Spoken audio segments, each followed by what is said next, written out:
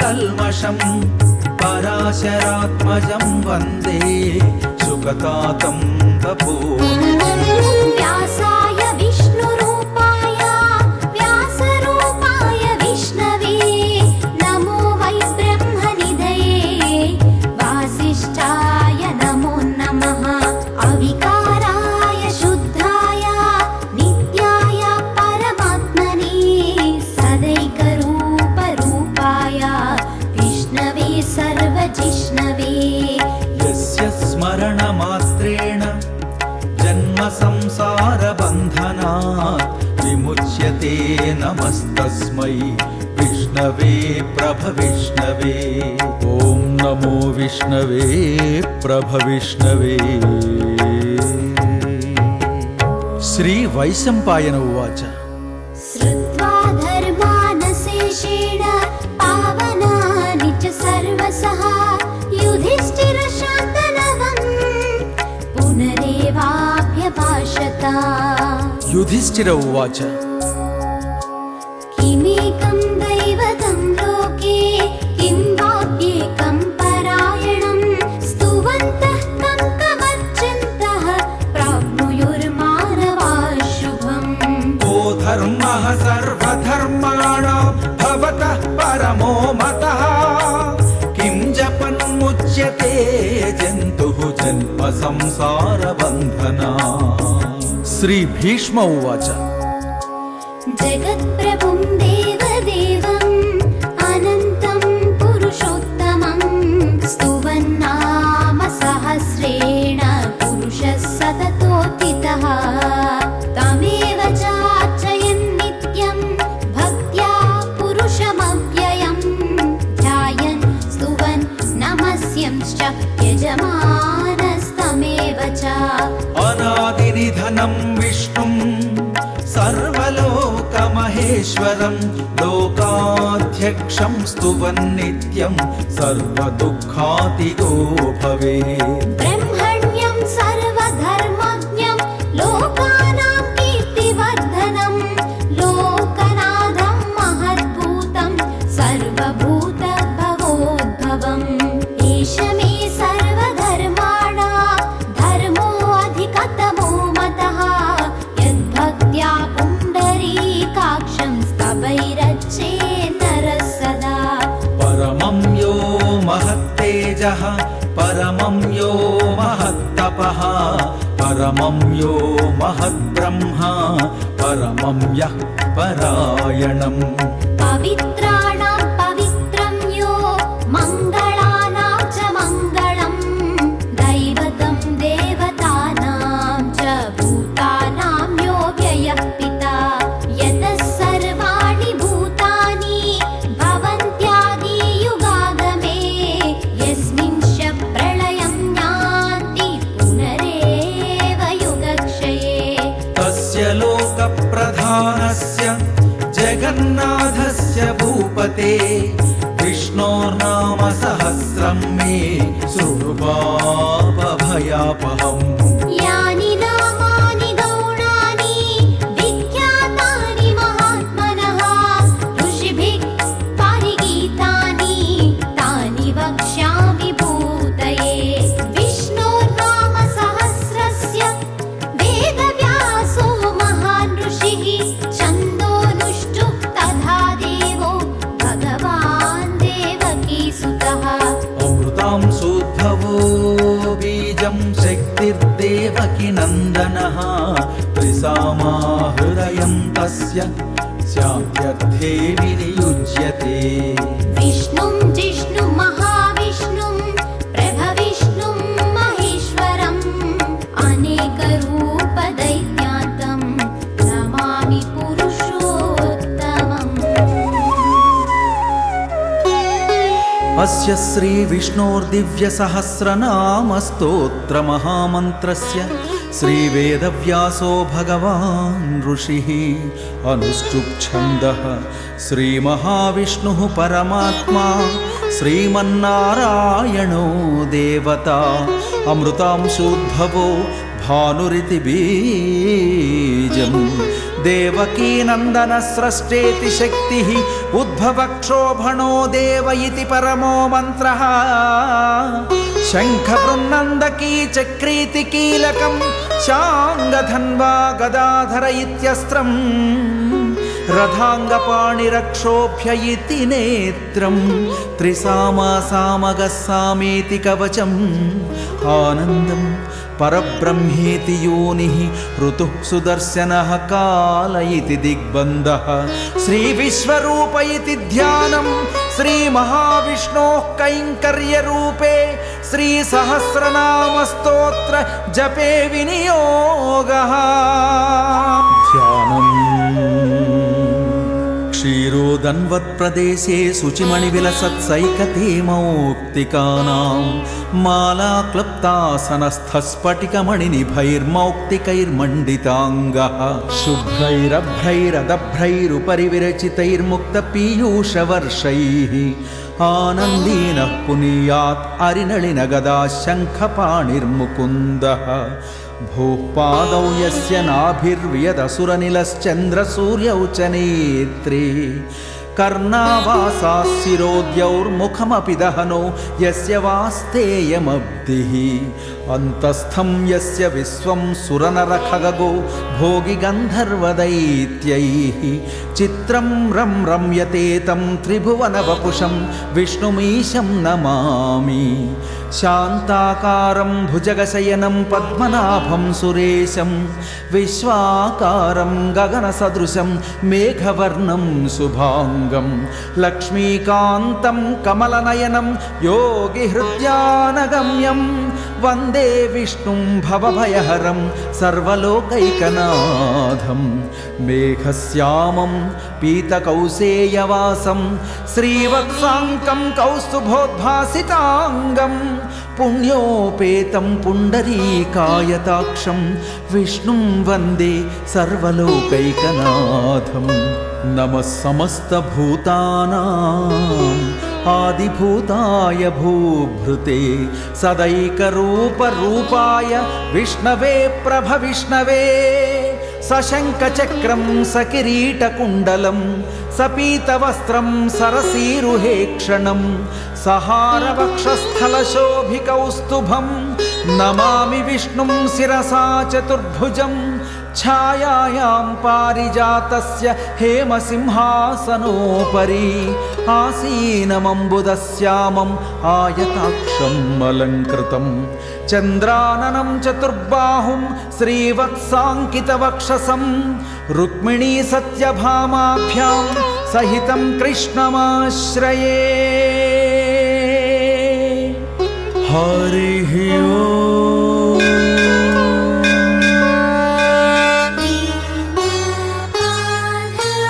विश्वं विष्णुर्वषट्कारो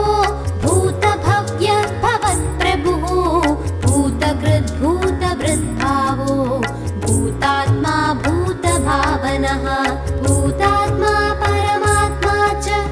मुक्तानां परमागतिः अव्ययः पुरुषः साक्षी क्षेत्रज्ञोऽक्षर एव च योगो योगविदां नेता प्रधानपुरुषेश्वरः नारसिंहवपुः श्रीमान् केशवः पुरुषोत्तमः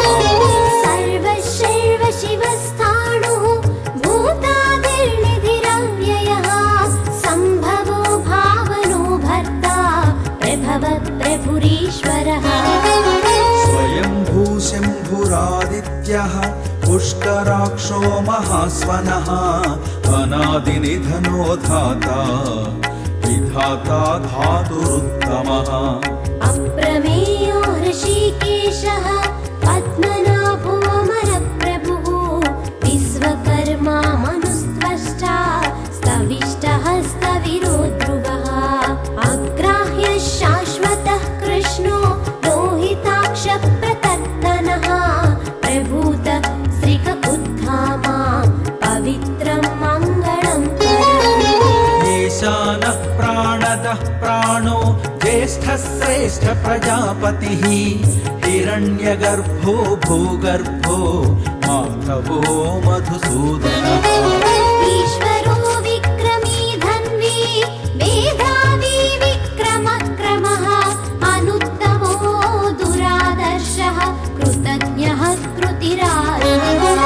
सुरेशः शरणं शर्म विश्वरेता प्रजाभवः अहः संवत्सरो व्याळः प्रत्ययः सर्वदर्शनः अजः सर्वेश्वरः सिद्धः सिद्धिः सर्वादिरच्युतः वृषात् कपिरमेयात्मा सर्वयोगविनिसृतः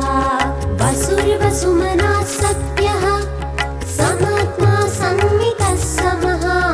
अमोघः पुण्डरीकाक्षो वृषकर्मा वृषाकृतिः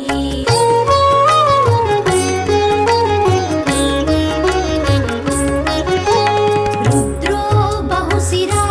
बभ्रुः विश्वयोनिः शुचिश्रवाः अमृतः शाश्वतस्थाणुः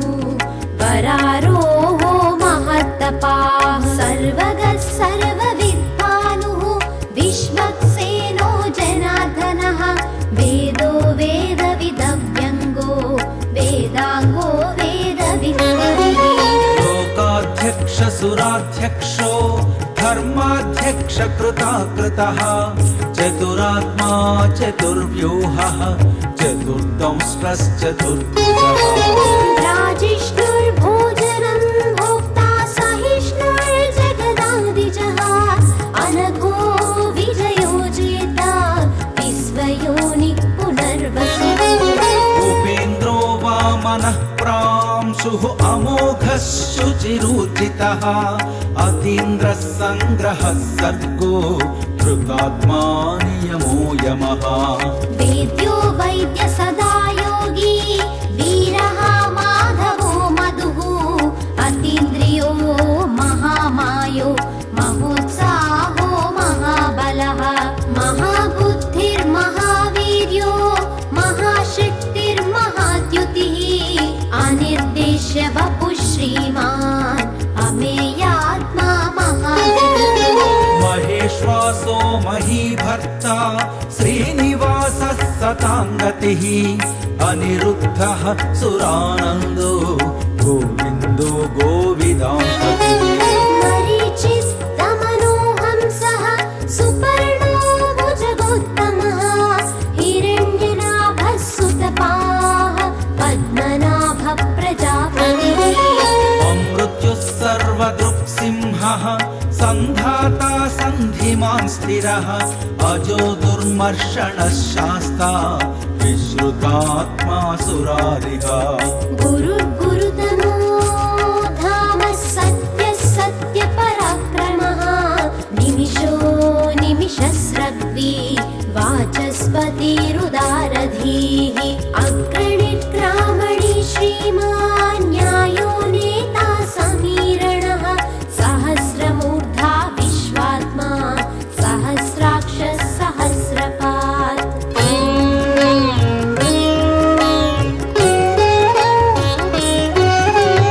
आवर्तनो निवृत्तात्मा संवृतः सम्प्रमर्दनः अहः संवर्तको वह्निः अनिलो धरणीधरः सुप्रसादः प्रसन्नात्मा विश्वभुग्विभुः सद्कर्ता सत्कृतः साधुः जह्नुनारायणो नरः असङ्ख्येयो प्रमेयात्मा विशिष्टः शिष्टकृच्छुचिः सिद्ध सिद्धार्थः सिद्धसङ्कल्पः सिद्धिदः सिद्धिसाधनः वृषाही वृषभो विष्णुर्वृषपर्वा वृषोदरः वर्धनो वर्धमानश्च विविक्त श्रुतिसागरः सुभुजो दुर्धरो वाङ्मी महेन्द्रो वसुदो वसुः नैकरूपो बृहद्रूपः सिद्धिष्ठः प्रकाशनः ओजस्तेजो द्युतिधरः प्रकाशात्मा प्रतापनः रुद्धस्पष्टाक्षरो मन्त्रः चन्द्रांशुर्भास्करद्युतिः अमृतांशुद्भवो भानुः शशिबिन्दुः सुरेश्वरः औषधं जगतः सेतुः सत्यधर्मः पराक्रमः भूतभव्य भवन्नाथः पवनः पावनो नलः कामः कामकृत्कान्तः कामः कामप्रदः प्रभुः युगादिकृत्युगावत्तो नैकमायो महासनः अदृश्यो व्यक्तरूपश्च सहस्रजितनन्तर्जितः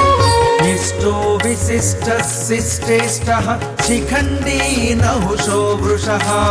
क्रोधः क्रोधकृत्कर्ता विश्वबाहुर्महीधरः अच्युतः प्रदितः प्राणः प्राणदो वासवानुजः अपां निधिरधिष्ठानम् अप्रमत्तः प्रतिष्ठितः स्कन्दधरो धुर्यो वरदो वायुवाहनः वासुदेवो बृहद्भानुः आदिदेवः पुरन्दरः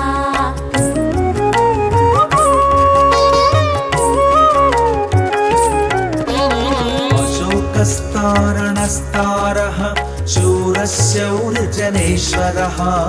अनुकूलस्य तावत्तः पद्मी पद्मनिभीक्षणः पद्मनाभोऽरविन्दाक्षः पद्मगर्भः शरीरभृत् महर्तिरुद्धो वृद्धात्मा महाक्षो गरुडध्वजः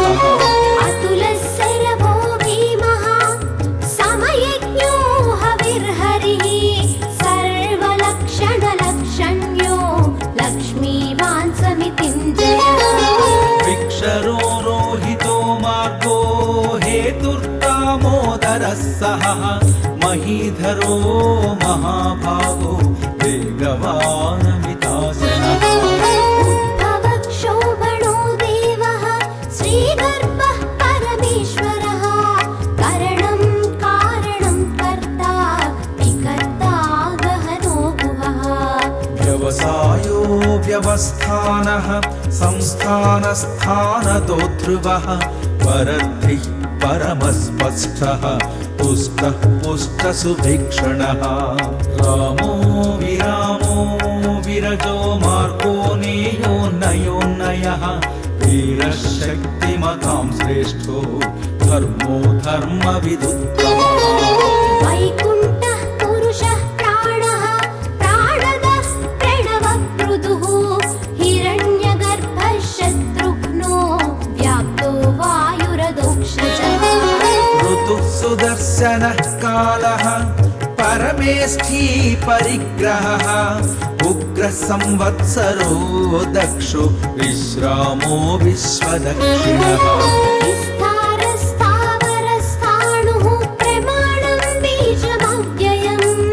अर्थोऽनर्थो महाकोशो महाभोगो महाधनः अनिर्विण्णस्थविष्ठो भूर्धर्मयूपो महामखः नक्षत्रनेमिनक्षत्री क्षमः समीहनः यज्ञयुज्यो महेज्यश्च क्रतुः सत्रं सताङ्गतिः सर्वदर्शी निवृत्तात्मा सर्वज्ञो ज्ञानमुत्तमम्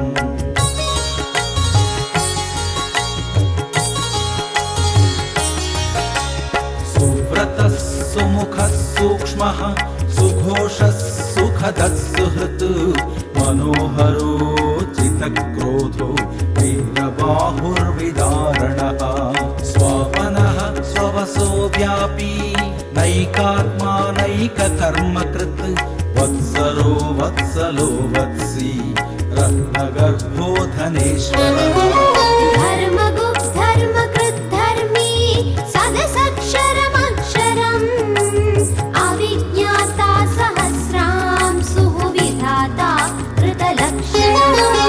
गभस्तिनेमिः सत्त्वस्थः सिंहो भूतमहेश्वरः आदिदेवो महादेवो देवेशो देवभृत्युः उत्तरो गोपतिर्गोप्ता ज्ञानगम्यः पुरातनः शरीरभूतभृद्भोक्ता कपीन्द्रो भूरि दक्षिणः सोमपो अमृतपः सोमः पुरुजित् पुरुषत्तमः विनयो जय सत्यसन्धु दाशार्हः सात्वतां पतिः जीवो विनयिता साक्षी मुकुन्दो अमितविक्रमः अम्भो निधिरनन्तात्मा महोदधिशयोऽन्तरः अजो महार्हः स्वाभाव्यो चितामित्रप्रमोदनः आनन्दो नन्दनो नन्दः सत्यधर्मात्रिविक्रमः महर्षिः कपिलाचार्यः कृतज्ञो मेदिनीपतिः त्रिपदस्त्रिदशाध्यक्षः महाशृङ्गः कृतान्तकः महावराहो गोविन्दः सुषेणः कनकाङ्गदी गुह्यो गभीरो गहनो गुप्तश्चक्रगदाधरः वेदास्वाङ्गोजितः कृष्णो दृढः सङ्कर्षणोच्युतः वरुणो वारुणो वृक्षः पुष्कराक्षो महामनाः भगवान् भगहानन्दी वनमाली हलायुधः आदित्यो ज्योतिरादित्यः सहिष्णुर्गतिसत्तमः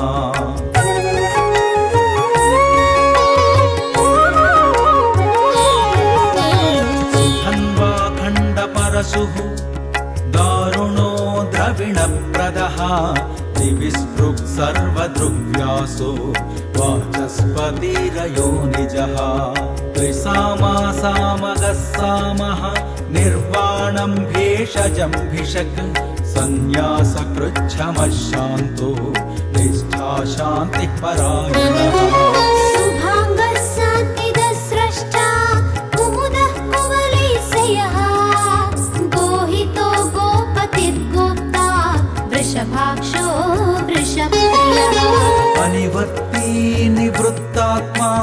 संक्षेप्ताक्षेमकृच्छिवः श्रीवत्सवक्षाः श्रीवासः श्रीपतिः श्रीमताम्बरः श्रीधः श्रीनिवासः श्रीनिधिः श्रीविभावनः श्रीधरः श्रीकरः श्रेयः श्रीमान् लोकत्रयाश्रयः स्वक्षस्वङ्गशतानन्दो नन्दिर्ज्योतिर्गणेश्वरः विजितात्मा विधेयात्मा सत्कीर्तिश्छिन्न संशयः उदीर्णः सर्वतश्चक्षुः अनीशः शाश्वतस्थिरः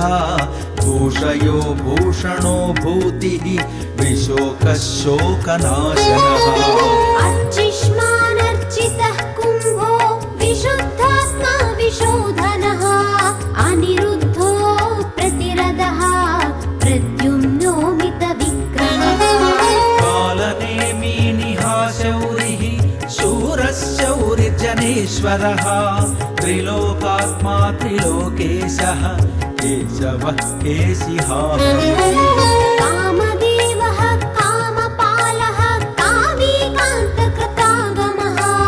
अनिर्देश्य वपुर्विष्णुः वीरोऽनन्तो धनञ्जयः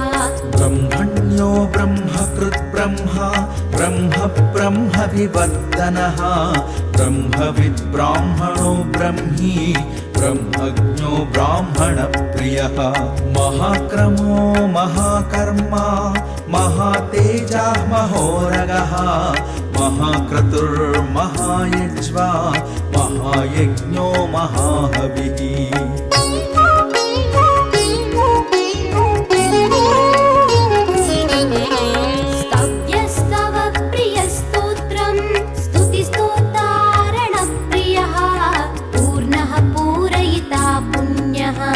पुण्यकीर्तिः अनामयः मनोजवः तीर्थकरो वसुरेता वसुप्रदः वसुप्रदो वासुदेवो वसुर्वसुमनाहविः सद्गतिः सत्कृतिः सत्ता सद्भूतिः सत्परायणः शूरसेनो यदुश्रेष्ठः सन्निवासः सुयाम्यः भूतावासो वासुदेवः सर्वासु निलयो नलः दर्पः दर्पदो दृप्तो दुर्धरोधापराजितः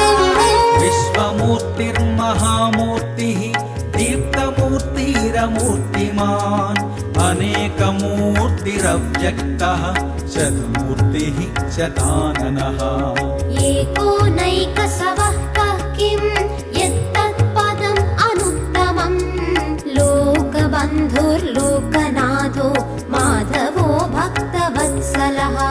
सुवर्णवर्णो हेमाङ्गो वराङ्गश्चन्दनाङ्गदी वीरः विषमशून्यो घृताशीरचलश्चलः अमानी मानदो मान्यो लोकस्वामी त्रिलोकधृत् सुमेधाः मेधजो धन्यः सत्यमेधाः धराधरः तेजो वृषोद्युतिधरः सर्वशस्त्रभृताम्बरः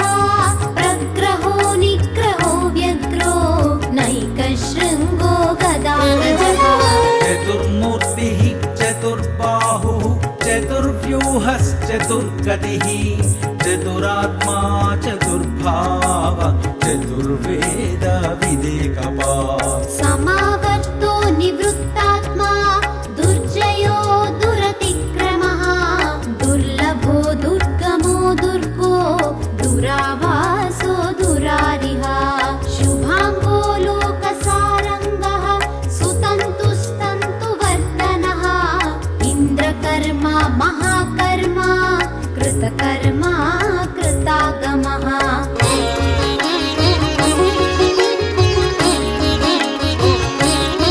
उद्भवः सुन्दरः सुन्दो रत्ननाभः सुलोचनः अर्को वाजसनिशृङ्गी जयन्तः सर्वविजयी सुवर्णबिन्दुरक्षोभ्यः सर्ववागीश्वरेश्वरः महाह्रदो महागर्तो महाभूतो महानिधिः कुमुदः कुन्दरः कुन्दः पर्जन्यः पावनो निलः अमृताशामृतवपुः सर्वज्ञः सर्वतोमुखः सुलभः सुव्रतः सिद्धः शत्रुजिच्छत्रुतापनः यग्रोधोदुम्भरोश्वत्तः चाणूरान्ध्रनिषूदनः सहस्राक्षिः सप्तजिह्वः सप्तैधा सप्तवाहनः अमूर्तिरनघोचिन्त्यो भयकृद्भयनाशनः अणुर्बृहत् कृशस्थूलो गुणभृन्निर्गुणो महात् अधृतस्वधृतस्वास्यः प्राग्वंसो वंसवर्धनः भारभृत् कथितो योगी योगी स सर्वकामदः आश्रमः श्रमणक्षामः सुपर्णो वायुवाहनः धनुर्धरो धनुर्वेदो दण्डो दमयितादमः अपराजितः सर्वसहो नियन्ता नियमो यमः सत्त्ववान् सात्विकः सत्यः सत्यधर्मः परायणः अभिप्रायः प्रियार्होर्हः प्रियकृत् प्रीतिवर्धनः विहाय सगतिर्ज्योतिः सुरुचिर्हुत भुग्विभुः रविर्विलोचनः सूर्यः सवितारविलोचनः अनन्तहुत भुग्भोक्ता सुखदो नैकदोग्रजः अनिर्विण्णः सदामर्षि लोकाधिष्ठानमद्भुतः सनातनतमः कपिलः कपिरव्ययः स्वस्तिदः स्वस्तिकृत् स्वस्ति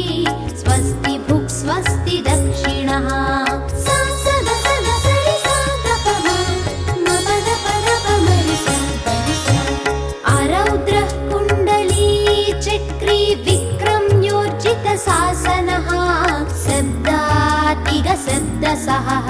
शिशिर सर्वरीकरः अक्रूरः पेशलो दक्षो दक्षिणः क्षमिणाम्बरः विद्वत्तमो वीतभयः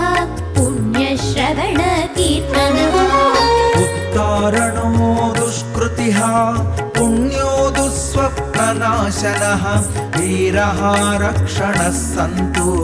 जीवनः पर्यवस्थितः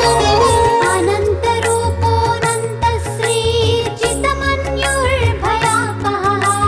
चतुरस्रो गभीरात्मा विदिशो व्याधिशोधितः अनादिर्भूर्भुवो लक्ष्मी सुवीरो रुचिराङ्गदः जननो जनजन्मादिः भीमो भीमपराक्रमः आधारनिलयो धाता पुष्पः सप्रजागरः ऊर्ध्वगः सत्पदाचारः प्राणदः प्रणवः पणः प्रमाणं प्राणनिलयः प्राणहृत् प्राणजीवनः तत्त्वं तत्त्वविदेकात्मा जन्म मृत्युजरातिनः भूर्भुवस्वस्तरुस्तारः सविता प्रपितामहः यज्ञो यज्ञपतिर्यज्वा यज्ञाङ्गो यज्ञवाहनः यज्ञभृत् यज्ञकृत् यज्ञी यज्ञभुक् यज्ञसाधनः यज्ञान्तकृत् यज्ञगुह्यम् अन्नमन्नादयेव च आत्मयोनिः स्वयं जातो वैखानः सामगायनः देवकी नन्दनः स्रष्टा क्षितीशः पापनाशनः शङ्खबृन्नन्दकी चक्री शाङ्गधन्वा गदाधरः रथाङ्गपाणिरक्षोभ्यः सर्वप्रहरणायुधः शङ्खबृन्नन्दकी चक्रीशाङ्गधन्वा गदाधरः रथाङ्गपाणिरक्षोभ्यः सर्वप्रहरणायुधः श्री सर्वप्रहरणायुध ॐ नम इति वनमाली गदीशाङ्गी शङ्खी चक्री च नन्दकी श्रीमान्नारायणो विष्णुः वासुदेवोऽभिरक्षतु वनमाली गदीसाङ्गी शङ्खी चक्री च नन्दकी श्रीमन्नारायणो विष्णुः वासुदेवोऽभिरक्षतु श्रीवासुदेवोऽभिरक्षतु ॐ नम इति इदं कीर्तनीयस्य केशवस्य महात्मनः नाम्नां सहस्रं दिव्यानामशेषेण प्रकीर्तितं य इदं शृणुयान्नित्यं यश्चापि परिकीर्तयेत् नाशुभं प्राप्नुयात् किञ्चित् सोमुद्रेह च मानवः वेदान्तगो ब्राह्मणस्यात् क्षत्रियो विजयी भवेत् वैश्यो धनसमृद्धः स्यात् शूद्रः सुखमवाप्नुयात् धर्मार्थी प्राप्नुयात् धर्मम् अर्थार्थी चार्थमाप्नुयात् कामानवाप्नुयात् कामी प्रजार्थी चाप्नुयात् प्रजा भक्तिमान्यः सदोत्थाय शुचिस्तत् गतमानसः सहस्रं वासुदेवस्य नाम्नामेतत् प्रकीर्तयेत् यशः प्राप्नोति विपुलं याति प्राधान्यमेव च अचलां श्रियमाप्नोति श्रेयः प्राप्नोत्यनुत्तमम् न भयं क्वचिदाप्नोति वीर्यं तेजश्च विन्धति भवत्यरोगोद्युतिमान् बलरूपगुणान्वितः रोगात्तो मुच्यते रोगात् बद्धो मुच्येत बन्धनात् भयान्मुच्येत भीतस्तु मुच्येतापन्नावदः दुर्गाण्यतितरत्याशु पुरुषः पुरुषोत्तमं स्तुवन्नाम सहस्रेण नित्यं भक्तिसमन्वितः वासुदेवास्य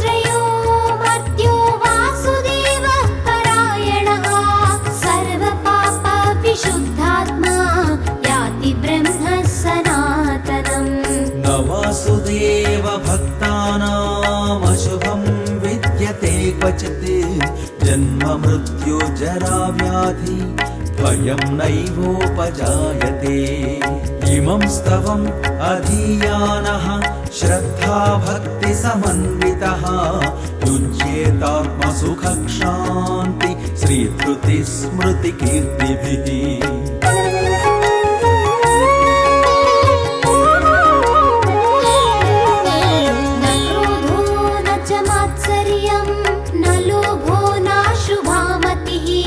भवन्ति कृतपुण्यानां भक्तानां पुरुषोत्तमे द्यौसचन्द्रार्कनक्षत्रं खं दिशो भूर्महोदधिः वासुदेवस्य वीर्येण विद्रुतानि महाबलः ससुरासुरगन्धर्वं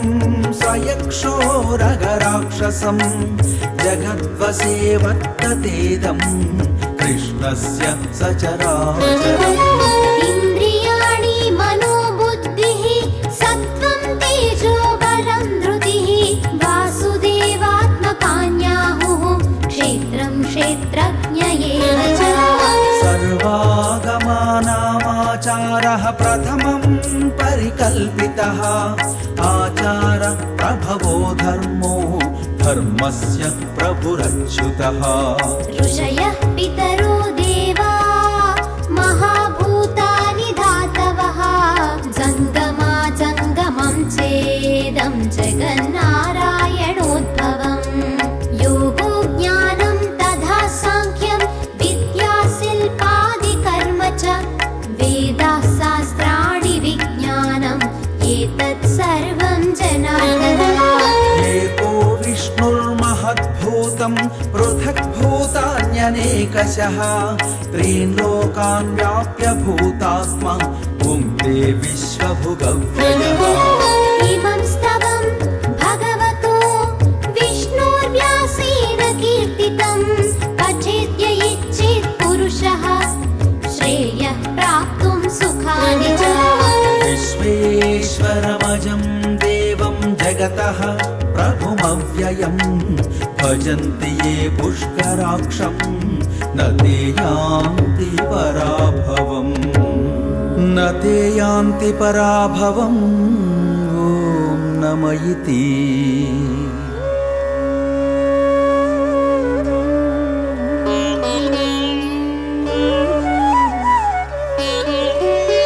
अर्जुन उवाच पद्मपत्रविशालाक्ष पद्मनाभसुरोत्तमा भक्तानामनुरक्तानां त्राता भव जनार्दन श्री भगवान् उवाच यो मां नाम सहस्रेण स्तोतुमिच्छति पाण्डव सोऽहमेकेन श्लोकेन स्तुत एव न संशयः स्तुत एव न संशय ॐ नम इति व्यास उवाच वासनात् वासुदेवस्य वासितं ते जगत्त्रयं सर्वभूतनिवासोऽसि वासुदेव नमोऽस्तु ते श्रीवासुदेव नमोऽस्तु ॐ नम इति पार्वत्युवाच केनोपायेन लघुना विष्णोर्नाम सहस्रकं पठ्यते पण्डितैर्नित्यं श्रोतुमिच्छाम्यहं प्रभो ईश्वर उवाच श्रीराम राम रामेति रमे रामे मनोरमे सहस्रनाम तत्तुल्यं रामनाम वरानने श्रीराम राम रामेति रमे रामे मनोरमे सहस्रनाम तत्तुल्यं रामनाम वरानने श्रीराम राम रामेति रमे रामे मनोरमे सहस्रनाम तत्तुल्यं रामनाम वरानने श्रीराम नाम वरानन ॐ नम इति ब्रह्मोवाच नमोऽस्त्वनन्ताय सहस्रमूर्तये सहस्रपादाक्षि शिरोरुबाहवे सहस्रनाम्ने पुरुषाय शाश्वते सहस्रकोटि युगधारिणे नमः। श्री सहस्रकोटि युगधारिणे ॐ नम इति। संजय उवाच यत्र योगेश्वरः कृष्णो यत्र पार्थो धनुर्धरः तत्र श्रीर्विजयो भूतिर्ध्रुवा नीतिर्मतिर्मम। श्री भगवान् उवाच अनन्याश्चिन्तयन्तो मां ये जनाः पर्युपासते तेषां नित्याभियुक्तानां योगक्षेमं वहाम्यहम्। परित्राणाय साधूनां विनाशाय च दुष्कृतां धर्मसंस्थापनार्थाय सम्भवामि युगे युगे। आर्ता विषण्णाः शिथिलाश्च भीताः घोरेषु च व्याधिषु वर्तमानाः संकीर्त्य नारायण शब्दमात्रं विमुक्तदुःखाः सुखिनो भवन्ति। यदक्षरपदभ्रष्टं मात्राहीनं च यद्भवेत् तत्सर्वं क्षम्यतां देव नारायण नमोऽस्तु ते। कायेन वाचा मनसेन्द्रियैर्वा बुद्ध्यात्मना वा प्रकृते स्वभावात् करोमि यद्यत् सकलं परस्मै नारायणायेति समर्पयामि। श्रीमन्नारायणायेति समर्पयामि। सर्वं श्रीकृष्णार्पणमस्तु। ॐ शान्ति शान्ति शान्तिः। सर्वे जनाः सुखिनो भवन्तु। ఈ వీడియో మీకు నచ్చితే లైక్ చేయండి, షేర్ చేయండి. ఇలాంటి మరిన్ని వీడియోల కోసం మా ఛానల్ని సబ్స్క్రైబ్ చేసుకోండి.